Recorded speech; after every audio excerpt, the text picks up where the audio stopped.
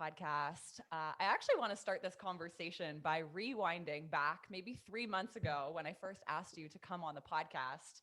Oh my And your response was God. something along the lines of, it scares the hell out of me, which means I need to do it. I'm curious, is this your approach to everything that scares the hell out of you? Is this your operating system for any big decision or small decision in life? Where did that come from? I would like to tell you that the answer is yes, and it's a resounding no. Is that usually when something scares me, I'm like, yeah, I'm a massive avoidant at it.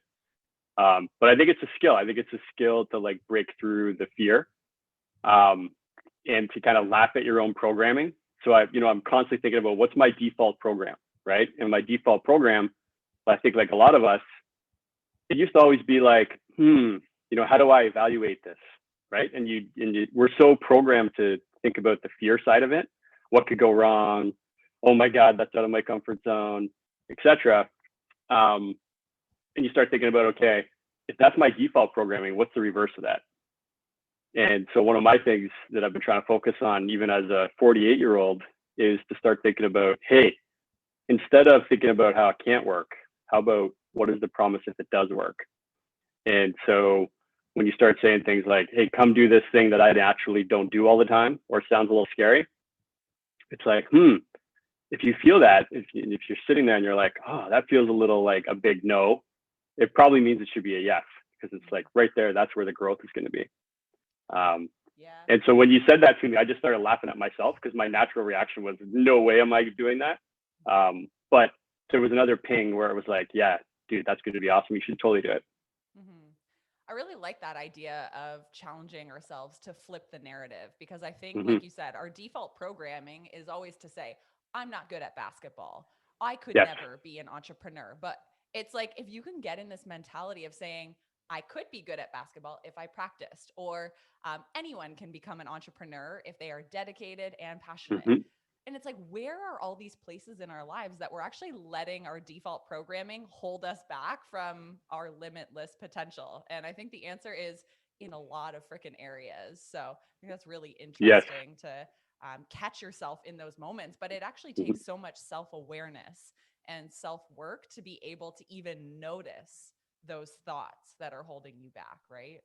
Yeah. And it was funny because when I was texting you, I was laughing to myself because I had that awareness of like, hey, normally you'd be like, no way am I going to go do that and put myself out there because there's risk, right? But really, what I was already laughing about was I'm totally going to go do it, because I've been making choices to say, hey, this isn't your programming, right? Like, what programs do you already run in your life? I call them loops. But it's like, what are those loops that came from your family, your upbringing, your current environment, all the ways that you've just kind of been um, automatically running your life? And because I've been doing so much work on identifying them and then doing reprogramming, the first step is kind of that awareness. And for me, it's like I'm in this stage now where I kind of laugh when they come up. So when I have one of those moments where like, ooh, that sounds risky, or ooh, that sounds fearful, or oh, you're not supposed to do it that way. My default action now is to break it with humor so that you can analyze what do you really want to do here? Why is there some fear there? And I also realize, talking to so many other entrepreneurs, or just, even when you listen to some of the really high powered people that are really killing it out there, and any athletes, or, some of the celebrities, whatever, when you really break it down, there's something that they always keep saying, which is like the fear doesn't go away, Mm. right? It's just something that it's just part of the process.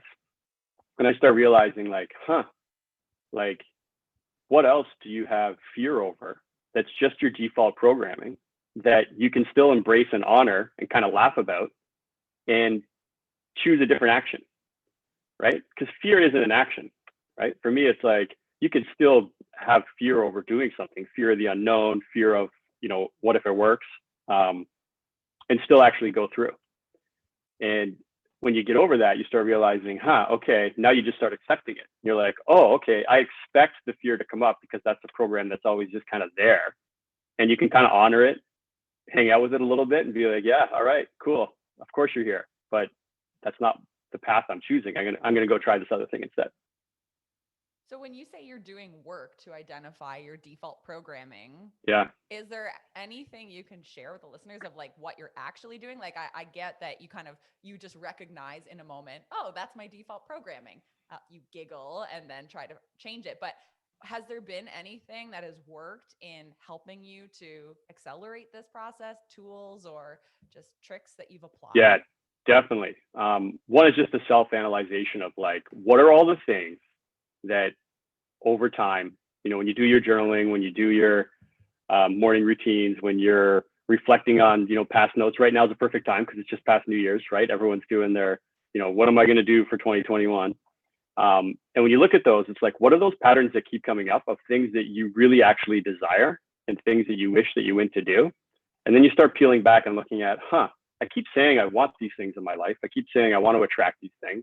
I keep thinking I have the capability or the desire to go do it. And if I could dream it, why am I not doing it? And so I started really asking myself that question. It's like, wow, you have all these incredible ideas. You could go help so many people. And it's like, what's holding you back? And you dig into it and you dig into it. And you start realizing that it's almost always some program that you're running.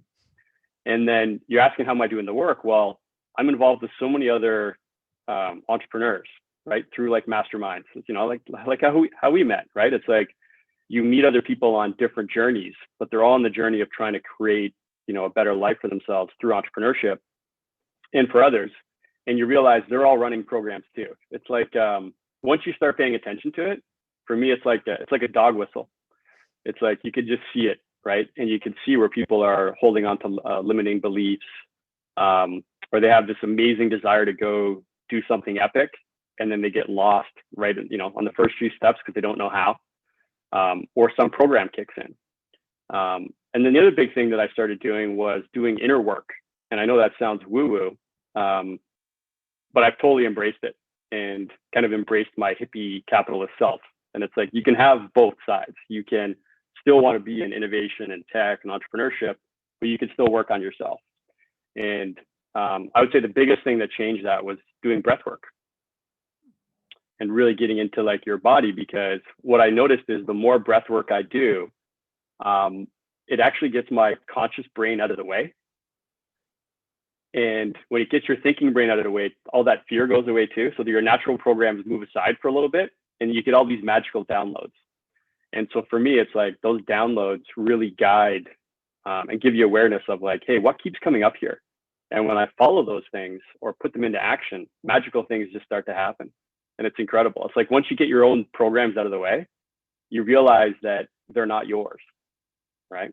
And that you can start removing them one by one.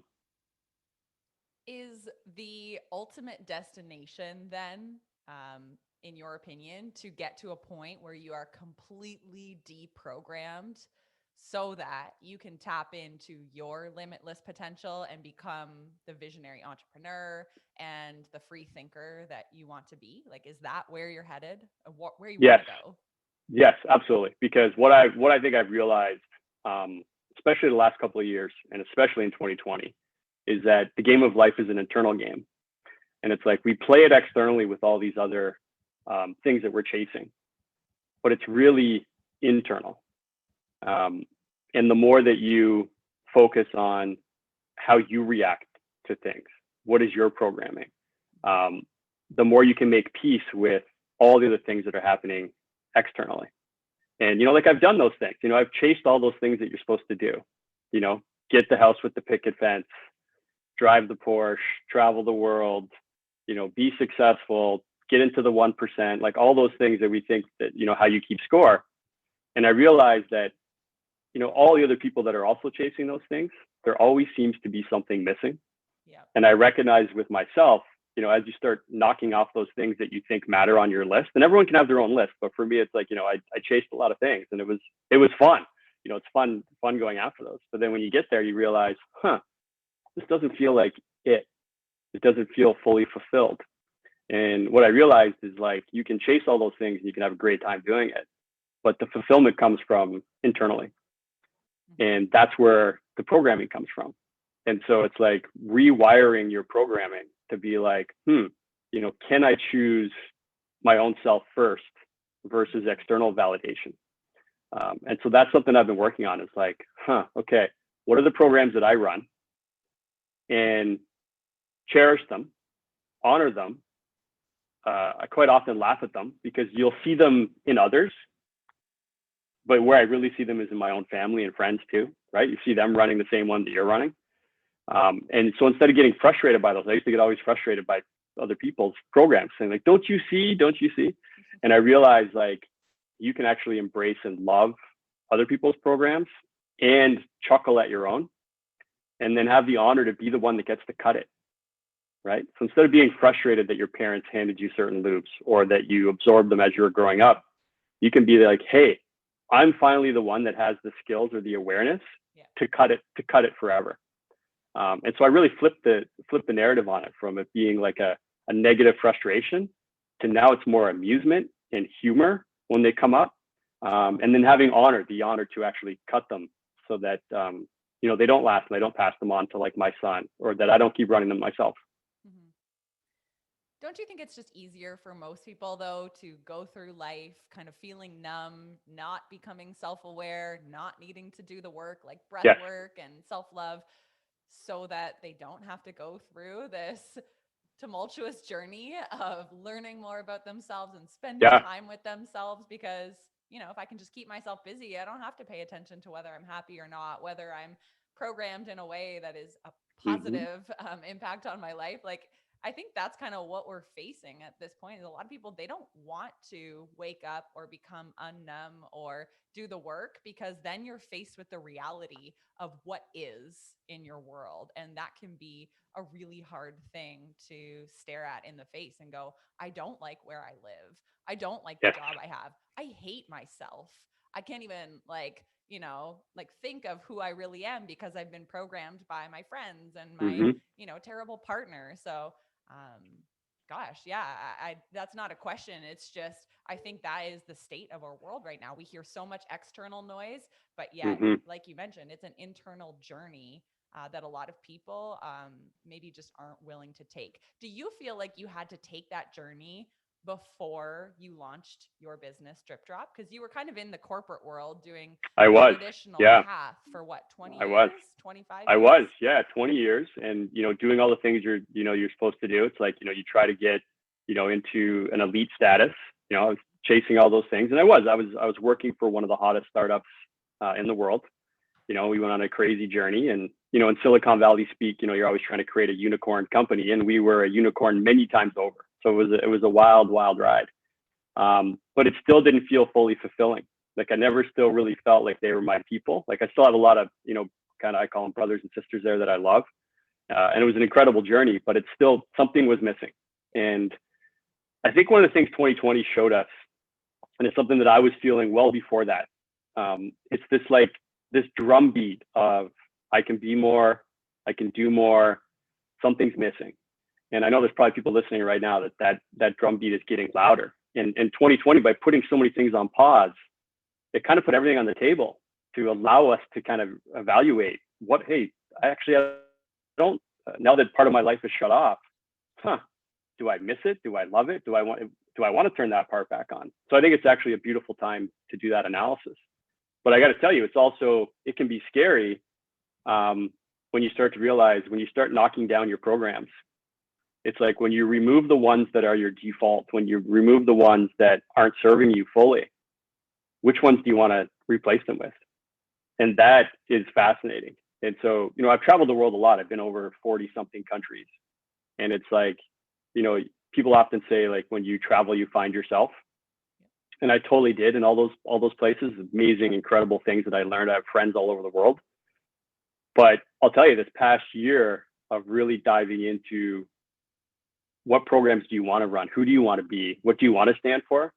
That's been a more incredible kind of world journey in a way, right? Because it's like when you replace your programs and you're removing some of the default, it's like, what are you going to choose? And who do you go for? Who do you go to for that, for guidance and things like that? And that's where things like, breath work and plant medicine and meditation and being in some masterminds and being around other people that are also on that same path of like, hey, there's something different here. There's a different way that we can program our lives. but there's still that, that it's still scary. It's amazing that I can be 48 years old and being like, okay, I have a lot of freedom. Now I have freedom to choose. I've removed some programs. Which ones do you want to start up? And it's amazing. And you're right. So to, long-winded answer to get back to one of the things I realized is that I was living other people's dreams, right? And so we took an incredible idea and we made it wildly successful on any way that you would keep score on, typical Silicon Valley success. But I recognized that wasn't my dream. I was helping other people meet theirs. And so that drumbeat got louder and louder, and I looked at over 40 startups, whether to invest in or help in. And then there was just one that just, the noise wouldn't go away. And that was one to work on with my son and my, and to improve our lives. And that was the one, because it wasn't about the financial side of it. It wasn't about the, hot Silicon Valley startup side of it. It was, oh, wow, like this one you can do because you think it matters. And it's like your dream and you get to do it with your own family, right? Starting there. So like that felt like a really good nudge, a really good program to run. A lot of people go chasing something to go do because it could be a hot sector or it sounds good or they can make some quick money. And I've noticed myself every time I go chase those things, even if you win from a financial perspective, it doesn't feel like a full fulfilling win. Versus now, I can tell you in the past year, working with some epic people to bring Drip Drop to life, the goosebumps, those bliss moments, our good friend that we both love, Gio from Archangel, he calls them Bliss Attacks. And it's like, I can tell you in the past year, I've had more Bliss Attacks, that tingly feeling that like, oh man, I'm actually on the right path or running the right program. I get those a couple of times a day now, where it might have been a year before you'd get those in some other projects that I've been up to in the last 20 years. That's incredible. I just got goosebumps even thinking about that. Yeah. I want to kind of rewind to that chapter in your life where you were considering starting your own thing. Did you know it was Drip Drop right away, or did you have to shuffle through a lot of bad ideas, a lot of uncertainty, maybe a lot of failed attempts? Like, how long was that period? And when did the idea really start to sink in that this was the one you wanted to build and run forward with? It's actually a fun story. I was actually in Mount Tremblant, and it was in the summer, and we were hiking up Tremblant, myself and my son Dexter, and we had no idea how long it was, and we didn't even have water, and so like I was as an old man struggling up that hill, and we were sitting up there, and it was an incredible view, and it wasn't called Drip Drop then. It was just an idea, and Dexter started talking to me about it. And he was like, it'd be really cool to do that one together. And that was it for me. Like that rush, the tingles, the vibe, the alignment, whatever you want to call it, just exploded. And so I came down from the mountain as a joke. And when I came down from the mountain, I started telling everybody, hey, we're going to go build this thing. And I could tell you that there was 2 years there where I was really hunting for something to find that path.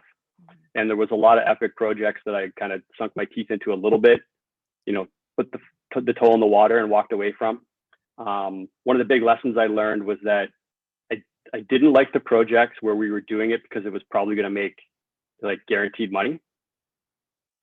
I wanted to do ones that were going to, like be creative or be very innovative or like potentially change the world. I know that sounds so cliche coming from Silicon Valley guy, but like I really looked at those projects. And I'm still working on a couple today that if I looked at it from day one, it was like, wow, this could actually really change the world. And I love those ones. And all the ones that seem like just a quick buck or, you liked it because of the financial metrics, they weren't fulfilling. And, I've looked at over 40 probably projects in 2 years. And then not surprisingly now, because you can connect the dots backwards, the one that you're doing for yourself, that was the one. It was like, what's that drum beat that you've got? And for me, it was like, oh my God, I get a chance here to rethink how to help, kids think about this stuff now in their life and not have to be 48 and go through this. And, you can use the internet to create like really the first life school for kids. And that's really what we're doing with dripdrop. If you really look under the hood, I mean, that's really the mission there. And I realized all those masterminds and things I'm learning at 48, if I could inject those and hand them to my kid now when he's 13, 14, yep. Imagine what him and all his friends and all the other kids that we're going to reach, imagine what they could go do if they don't have to wait till they're 48 to realize that, we've got programming and we've got fear and we've got, that drumbeat that we're all ignoring as we just keep running those same programs day after day. It's funny. I don't know if you know, but I got the idea to start the Visionary Life brand while on a hike, but I was going up Machu Picchu in Peru. Wow. I Okay. came back down the mountain, and literally it was in that moment that I was like, as soon as I get home, I'm going to start this community. And I didn't know what it was, but it hit me like a ton of bricks as we were escalating the mountain. So there's definitely an actionable tip. Go hike a mountain if you're feeling confused or lost. It's necessary. Well, Kels, that's something I find that when I go for walks, it doesn't have to be in nature because I live in a concrete jungle. But when I go for walks, it's another way, like breath work, to find the downloads. Yeah. Right. Yeah. And it really works. There's a book that I love called Daily Rituals by Mason Curry. And he studies like 400 of, kind of literary or authors or scientists, people that have really mattered. And actually we still remember their names, hundreds or years later. And just looking at their daily rituals. And I think, I'm probably biased because I walk all the time, but I think the number one pattern for all of them, those hundreds of, people that have really impacted the world, they all go for a daily walk to clear their head and to get those downloads. Mm-hmm. At this point, it's mind-boggling to me that some people do not do that in a day.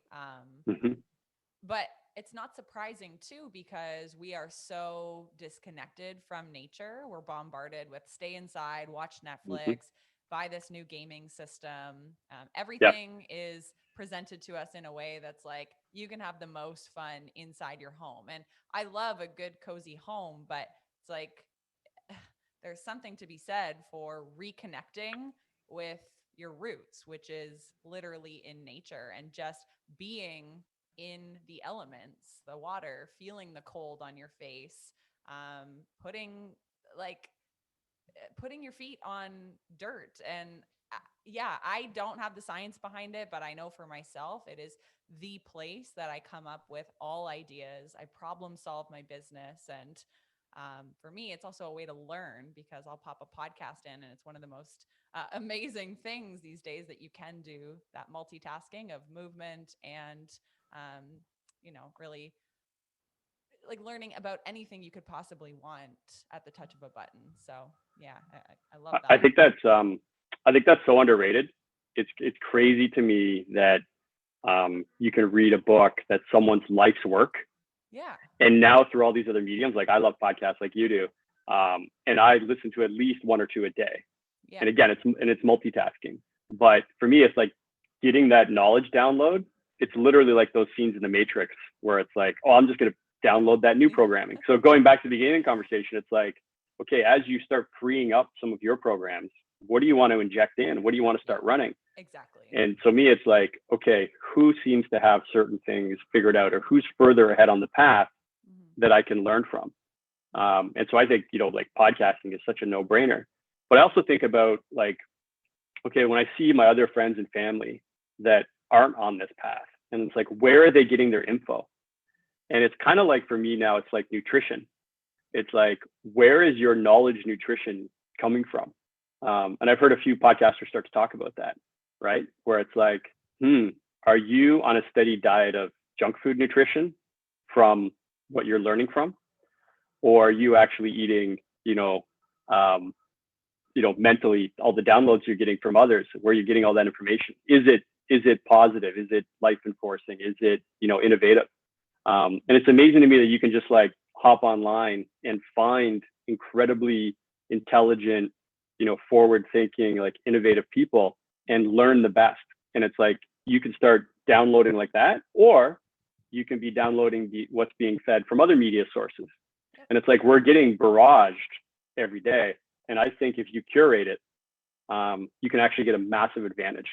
And I've really started to see that compound interest start to really get bigger, because as more people are using, like, these devices that we all have, right? They're coming at us fast. These algorithms are incredible. They're just going to keep feeding you whatever you start with. So if you actually go get fed by, positivity, working on yourself, self-development things, innovative things, you can actually be on the leading edge right now. You could have the latest knowledge, or you could have the junk food knowledge. Yeah. And I've really noticed the more that I curate, the faster I'm learning, and faster that I'm able to adopt new programs. Like, I can't believe how fast you can actually change your life, just by how you curate where you're getting your knowledge from. Mm-hmm. Yeah, I think one of the biggest lessons that I learned maybe 5 or 7 years ago, I don't know when it was, but that I could discern who I paid attention to and who I cut out. And, whether that was by canceling our cable subscription because I didn't need to hear the news, or choosing to actually fill my email inbox with newsletters that lit me up. And like, people say, oh, I hate my inbox. I hate my inbox. I'm like, I love my inbox because I get quality content from the most epic mentors for me, right? Because I went out and subscribed to the people I love who have thought leadership, and I unsubscribe from everybody else. So I love my inbox, my social media, like, it lights me up because I'm learning. I'm not looking at what my high school friends ate for breakfast anymore, because truthfully, I don't care. Like, I'll catch up with you over the phone, but that's not what I want to funnel into my consciousness if I am going to be spending so much time on my devices and in my inbox. So, it's simple and it's free to be able to do this, to really curate exactly what info you're letting in, because like you said, it's the compound effect. Like, day after day, you may not realize how terrible the news makes you feel, but guess how that compounds over time. 10 years down the line, you are negative, you have no hope for humanity. And that's because that's exactly the narrative they are feeding you day after day. So yeah, I think that's a super important lesson. Now, I want to circle back. You mentioned drip drop a few times. You mentioned your hike in Tremblant with your son. What happens from there? Like, you have this idea. It's a big idea. And obviously, you're not just going to be able to go home and type up a little website and bring this to life. So tell us about that journey coming home from Tremblant and saying, like, I'm going to do this. What next? How does it go? Right. And that's, it's been an incredible journey, and it's been like such a, like an eye opener for even my own personal growth, while I'm watching it come to life. And so one of the things you have to decide is, like, what's your decision tree? How do you make decisions on how are you going to craft this company? How are you going to bring it to life? And so what I wanted to do was really focus on where am I getting those nudges, right? So when I'm getting those downloads and letting the downloads guide me more than I would have. And there's a great book by the author Michael Singer. Most people know his book, The Untethered Soul. But for me, it was Surrender Experiment. So 3 years ago, I read Surrender Experiment and I put it down. I thought it sucked. And then I revisited it with a different lens. And that lens was to follow the nudges, right? So that when you're getting those moments of where it feels really aligned, can you craft a company that way? Can you craft your mission where you're actually being guided by that interaction with somebody? Like you said, like earlier, you said, like, you're getting the goosebumps. Well, can you find those when you're actually in a meeting with somebody, when you're recruiting or you're looking for partners? How does that conversation make you feel, right? Does it feel forced? Does it feel like it's challenging, or does it feel like both people are lit up and that they can feel that mission? And I started paying more and more attention to that, as woo-woo, as ridiculous as it sounds. And I'm coming from crafted Silicon Valley, like how to build a unicorn life. Yeah. And then flipping it to, I'm going to give the nudges a higher metric of evaluation, like giving them a higher multiple when I'm evaluating stuff. Yeah. And so I just started doing that, and it started working. And so it was unbelievable to me how many people self-selected in to help the mission, right? Like, people were literally just dropping into my lap saying, oh my God, I heard what you're up to. This sounds amazing. How can I help? And that pretty much happens every day right now. And the crazy part is most of my team came to me through me reaching out to them, talking about what I'm up to, and them saying, hey, not only do I love this project, but I have to work on it. Right? Like Sarah Wells, for example, I think, you know, Sarah, right? Olympic runner. She's unbelievably incredible. And, you know, we were talking about dripdrop, and she bugged me every day for like 2 weeks where she's like, I need to be on your calendar. I need to be on your calendar. I want to help you. I want to help you. I want to help you. And that really kickstarted a whole bunch of things too. And it was really her seeing the mission and seeing how that could help with her and help us. And that's self-selecting in. And so that's what I would encourage people when they're looking at it. It's like, you know, who's self-selecting into the mission that you're on versus who do you have to talk it into? And I can tell you, every time I've tried to talk somebody into it, it's worked out so much less than those that were so excited to be part of it. And that goes from all facets of the business.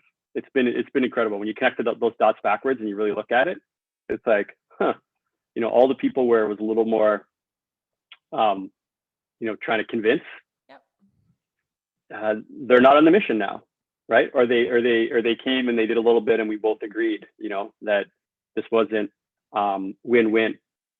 And it's incredible. And it's like, it's very counterintuitive. And it doesn't sound very much like business speak. And it's hilarious to compare that to like, you know, startup growth. But I'm seeing it work every day. It's interesting because I work with a lot of early stage online business owners. And one of the things that's really hitting me right now is that they're not even clear on their mission. So they're not able to gather that like community of people who want to partake or who want to follow or work with them. And so it sounds like for you, before you even started having these conversations with potential collaborators and partners, you were super clear on the mission of dripdrop. Is that true? I wouldn't say it was super clear. We knew what we wanted to do. And that was to really help kids recognize that they could, you know, grow up differently and to hand them these tools that they're not getting anywhere else right now. Right. And so like, that was the big mission. And it's like, okay, if you're going to help 1 million families get introduced to like these mastermind level techniques that we're talking about, that we're trying to figure out in, you know, in my age, how would you do it? And so I think the real thing that helps with the mission is I'm always looking way further ahead and thinking about like, you know, what's the real impact that we want to make and what's that impact going to impact? So for me, it's like, if we can get out to 1 million families and give these kids these new techniques so that they're growing up differently and they have more self-resiliency and courage and understand their own programming and, you know, are, you know, defaulting to a positive program earlier in life, imagine what they're going to go do. And that's what gets me excited about the mission. It's not even the impact we're making on them. It's the impact that they're going to then go make. And when you start thinking bigger like that, you start thinking longer term, then you can start working backwards as to, okay, like now, how do we go do that? And what I've seen in the past, and I see it with a bunch of other companies that I help, is we're so worried about what to do tomorrow, and we forget what the mission is. And then you get bogged down into the logistics. And it's really hard to recruit people onto your mission for them to self-select in if all you're focused on is what are we doing tomorrow. And so I really notice that when we talk about, you know, the big mission that we're on, the how starts taking care of itself. And I would also say that most visionary leaders, they shouldn't be the ones figuring out the full how. In fact, you probably shouldn't be figuring out the how at all, because you should be painting that picture and be really focusing on the bigger vision, and letting the people that are into more of the systems thinking and the how and the techniques, let them be in their zone of genius. And there's quite a few people that they shine when they've got a visionary leader leading them because they believe in the mission, and then they can be in their zone of genius. And you know, I'm such a big basketball guy, but if you look, like, there's a secret in basketball. It's like those teams, when they come together, right? Everyone's got a role. And I think it's the same thing in business. It's like when you're on that mission, most of us as the founder or the leader or the CEO, we get so caught up in trying to do all the how when it's not actually our role. And there's people that are dying to be that for you, but they're not going to come to you if they don't believe in the mission. Such good advice. I'm curious, how do you balance thinking of what to do next and what you're already doing? So kind of staying in that day to day and inspiring your team versus what you call painting the picture for the next 5 or 10 years. So do you have any like calendar tricks totally. that you implement, or is it just kind of like I flow between today and the future just as I please? No, so the team needs structure. And so I got that from Alex Charfin, who I think is amazing.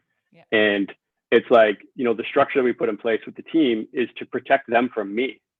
Because every morning when I wake up and go for a walk, I have more downloads, right? I get incredible downloads on the walk, but I also get them like every sunrise. I just get more ideas. That's not going to stop.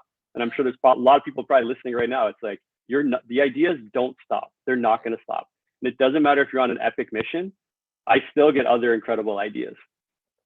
And so it's like, how do you not, handcuff and stifle the business because every day you're getting more ideas about, creativity and where to take it. And so we do put systems in place. So I do things like a daily huddle with my team. Now we don't do it every day, but we do it most days. And there's a lot of structure there. But the structure isn't for me. I don't even design it. They design it, right? Because they're more systems thinkers, and they back me up. And so I can't disrupt their version of the how. And in fact, I can only enhance it. And it actually protects the business from me being visionary. It allows them to shine more. And so one of the things we did is we moved the timing of it a little later in the morning, because it allows me to have that download time. It allows me to read my curated newsletters and, eat the healthy information in the morning. And it allows me to get out my creative outlet of like all those ideas and, getting pumped up about the mission and all the things we want to go do. And then we get into more of the systems. So it's a hybrid of both. But I think that the biggest thing is the how is probably not you, right? And the less hats you're wearing, I think the better. And when I really look and analyze so many companies, the number one loop that I see is founders that are controlling too much or wearing too many of the hats. Like it's obvious every single time. Mm-hmm. Have you always been good at kind of like releasing the control over the team and what they do and micromanaging? Is that something that just kind of comes naturally to step away and let people shine? So yes and no. So giving up that control side is hard because you have a fear that you could do it better. But once I started, going to people with their zone of genius, it's laughable how much better they are, right? And so you'll see that. So even for your listeners, when that first time you bring in that other person that's an expert at something that you're not, and you see their version of it, it is laughable how much better it is, right? And it's like a muscle. It's like training. So it's a skill to be developed. So the more I let go, the more leverage I got in a positive way. And it's something I had to learn. But I really saw it that when I gave it to someone that was in their zone of genius, it was so much better than I could ever do. Mm-hmm. And then when I come back with them and they show me what they've done, and then I get to sprinkle my little piece on it, I do still get that potential to uplift. Yep. And it's so much better that way. And when you get over that fear and you start to let it roll, then you get addicted to it. So now some days I'll have a very clear calendar and I'll be like, what do I do today? Because the team has it all handled. And it's actually a very fast, like those days are hilarious where I'm like, you've actually outsourced this enough that everyone's in their zone of genius. Mm-hmm. And it honestly, Kelsey, when I talk to so many people that we know in these entrepreneur groups, like it is the number one, that if we go back to the beginning of the conversation, the program, number one program I see is each of the visionary leaders not letting other brilliant people help them on their mission. It's it. Like that's the number one thing. Mm-hmm. And it's incredible when you do. It's such an awakening and it changes everything. Yeah, I love that you, time after time, have identified this in me and in our other colleagues who are in our same mastermind. And you're like, I just keep seeing this over and over. And I fully comprehend it because I really do believe in that visionary role and then the integrators and the people who are actually systems oriented, who are experts in their specific areas. But there's just, maybe it's the programming, maybe it's the loops that I just feel like I'm always in that mindset of how do I do this? How do I do this? And I spend time learning and, going through the back end of my email marketing system and controlling automations. And I'm like, aren't there people who are like full blown experts at this who would be dying Mm-hmm. to, work with someone who has a vision, who needs their support? But, it's taking me a lot of time, more time than I care to admit, to really step into that it's not my role to go figure out email marketing, Facebook ads, like all my financial shit. Like, yes, have an idea of it, but I understand to reach that next level, there's definitely something to this philosophy around build the team around you who can do it way better than you ever could. So I think that's a piece of advice that you've shared time and time again that I really do appreciate, because it's something that I'm trying to deprogram, we'll call it right now. A few other things I want to, dig into while I have you, especially Yeah. because one night while we were chatting over a drink, you said that in a future life, or maybe one day, you would like to offer more coaching towards entrepreneurs. But obviously, you're quite busy with Drip Drop. So I figured while I have you on the podcast, I'd love to dig into a little coach's corner with you, Let's do it. just All right. informally, so we can keep it rapid fire or whatever comes to mind. So first question I want to know, besides the daily walk, what are some key traits of successful entrepreneurs that you feel like you've distilled down and that you know to be true about finding success as a business owner? They build in public, and so they fail publicly. I think that's a big one, and that's a program that I've been trying to work on myself, because it's not something I've been naturally excited to go do. Much like the beginning of the conversation, so like the podcast, my natural inclination is to not share. So sharing publicly, I think that's a big one. Mm-hmm. A lot of entrepreneurs face dips in motivation. I'm wondering what keeps you motivated to show up every single day to work on Drip Drop right now? I laugh at the dips, so I expect them. So instead of beating myself up on it, it's like expect that it's going to come. And when it comes, I'm like, okay, what's going on today? And what are the things that pull you out of it? Did you go for a walk? When was the last time you did meditation? Have you done a breathwork session lately? What have you laughed about? Have you done anything creative? Right? Have you read any books? What are you consuming? So I start looking at, okay, hey, why did this bubble up? And almost every time there's an opportunity there, right? There's something that's like yelling at you, basically. So it's like stepping into it.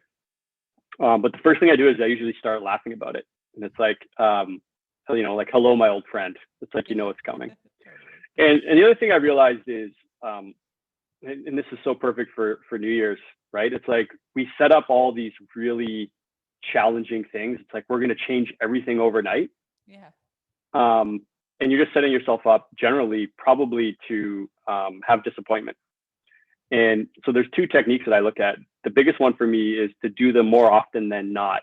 And it's something I learned from Michael Burnoff. And it's like, if you are going to just instill something new in your life, a new habit, a new, thing, just do it more often than not. That's a real number that you can achieve, right? And then if you do it a little bit more often than not, that might only be 70 or 80% of the time, but you're destroying your goal. If you set up 100%, you're only setting yourself up to be disappointed. Yep. And that's going to lead to negativity, and it's going to actually have the negative effect to the thing you're actually trying to do. Mm-hmm. And the second one is the compound interest.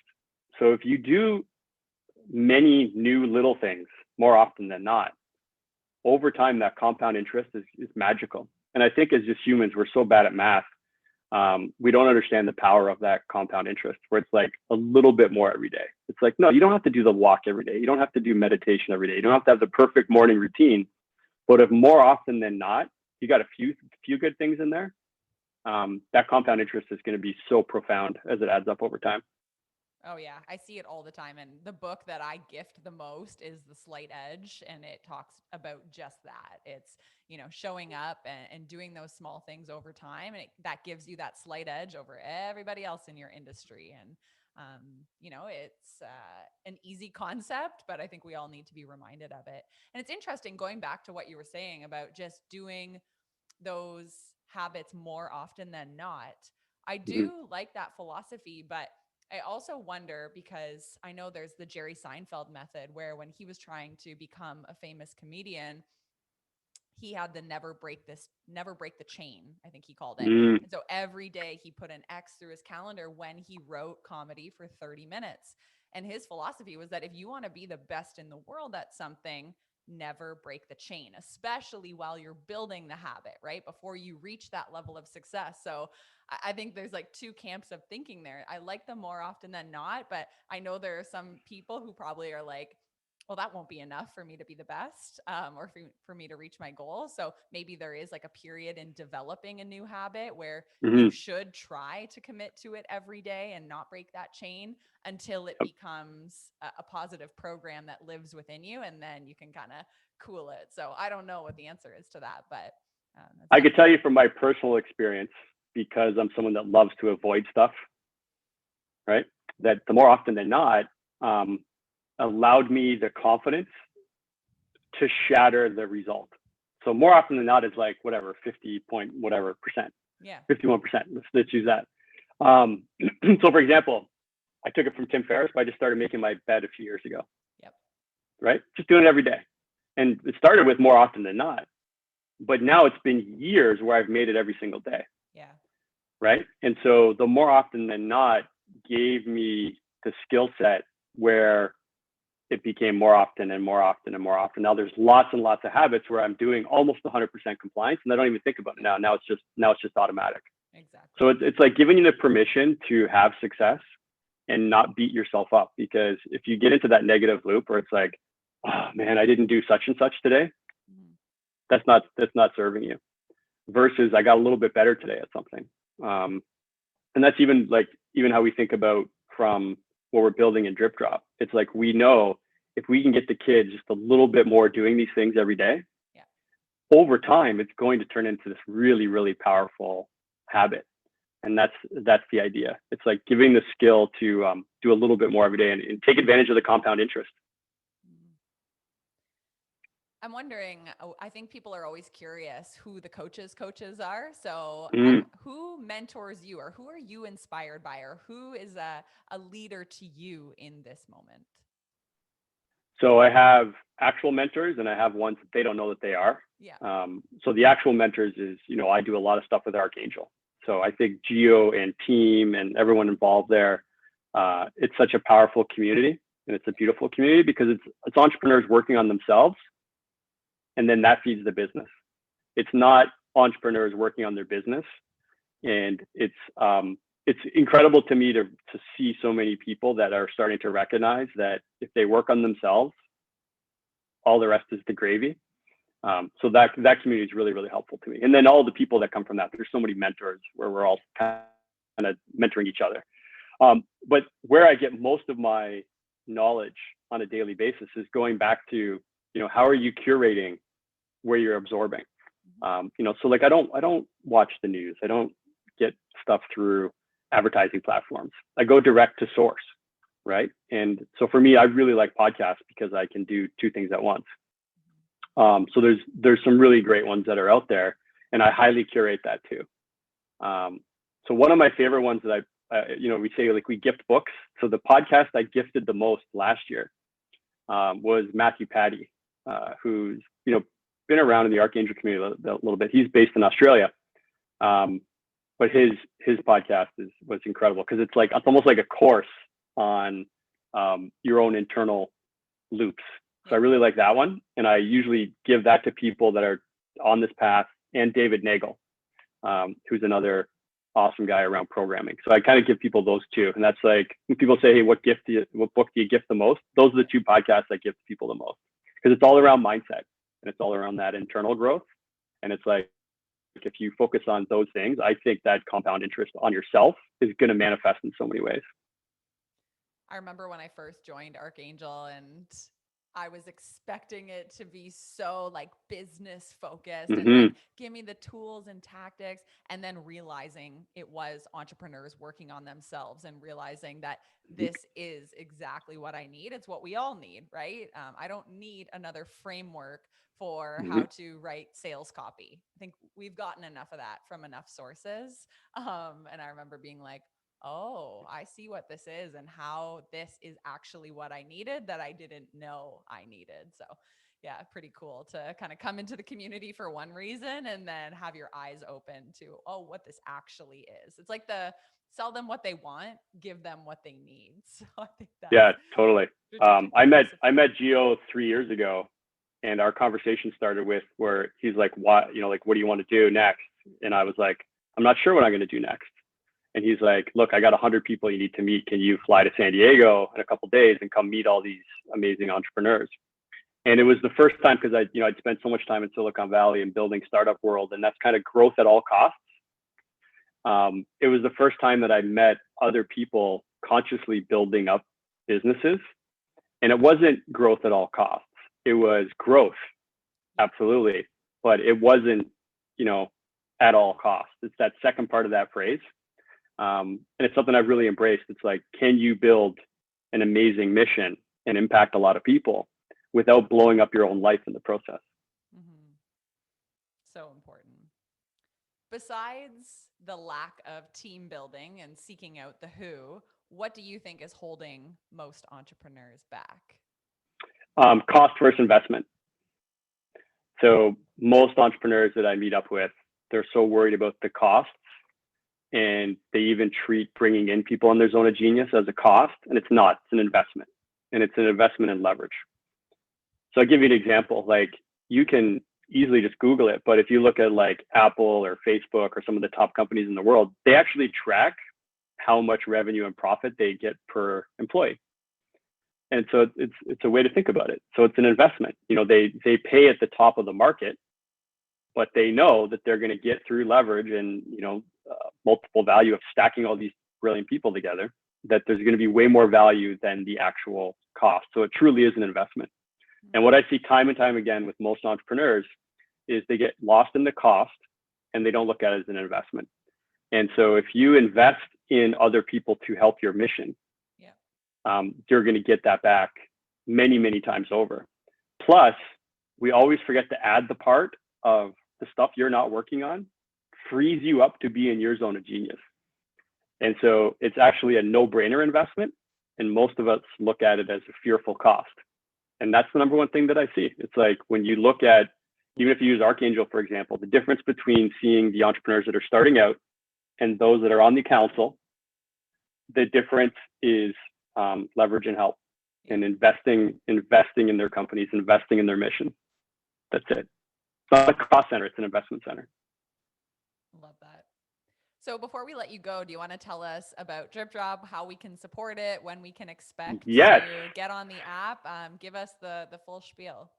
Okay, so the funny part is when can we expect? I always say it's coming out in 2 weeks, and I've been saying that for like months. So software is a wonderful thing, but it's pretty amazing what we're up to. So here's what I figured out with my own son. It's like, he lives completely online now. And you can be upset about that. You can be frustrated about it, and you can be annoyed by it. But look, we're all living online. We're doing this on Zoom, right? And so what I realized is, like, I need to embrace the worlds he's living in, because those worlds have been designed to be more alluring than anything I can introduce him to offline.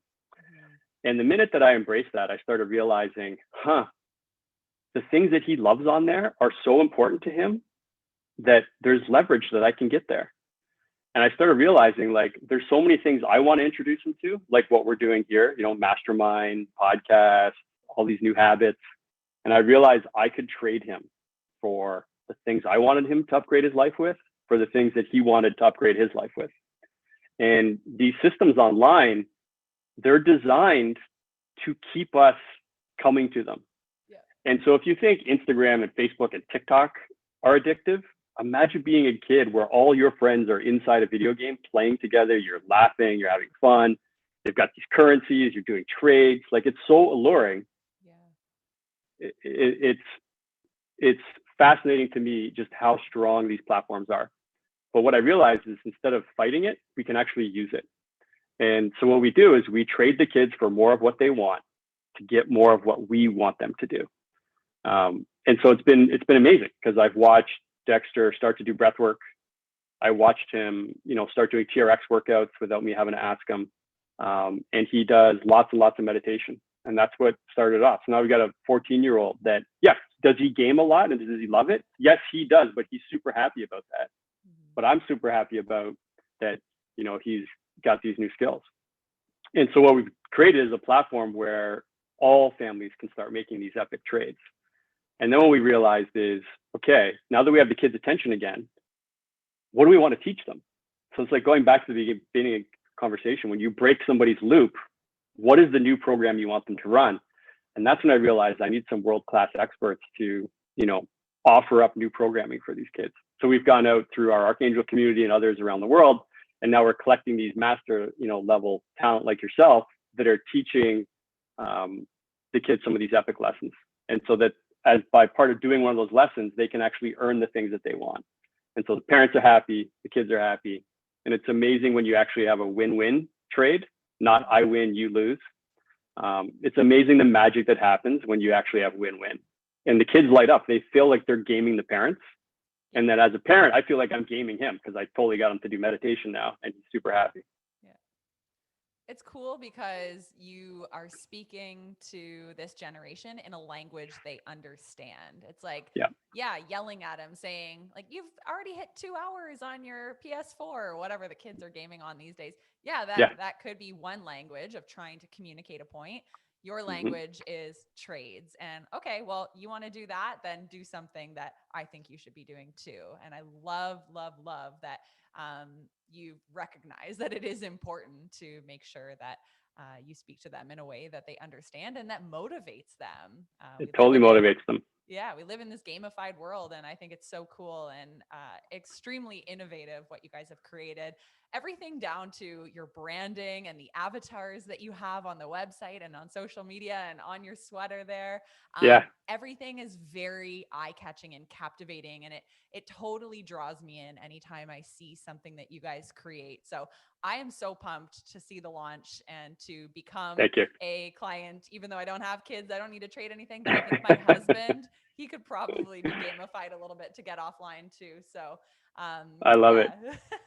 Well, thank you. You know what's amazing there is that, all that design and, kind of how it works, all that stuff is like, that's not stuff I figured out. So going back to, what we were talking about, it's like I brought in other people that were so excited about the mission. And when you start stacking this together, this is what comes out. And the other thing is, who we ask the most, what do they want? The kids. Yeah. And it's like that's another tip that's so obvious, it's so cliche, but it's like how many of us are trying to build something right now and we've actually forgot to ask the customer what they want. Right. Mm-hmm. Yeah. So awesome. You have packed this episode with so many takeaways and so many things to think about. I will link everything in the show notes, from the books you recommended to everything Drip Drop. So we really appreciate your time and wish you all the success in the launch, and cannot wait to see Drip Drop in action and to spread it all around the world with you. So congratulations on everything, and thank you for sharing your time today. Thank you. It's been amazing, and you're amazing.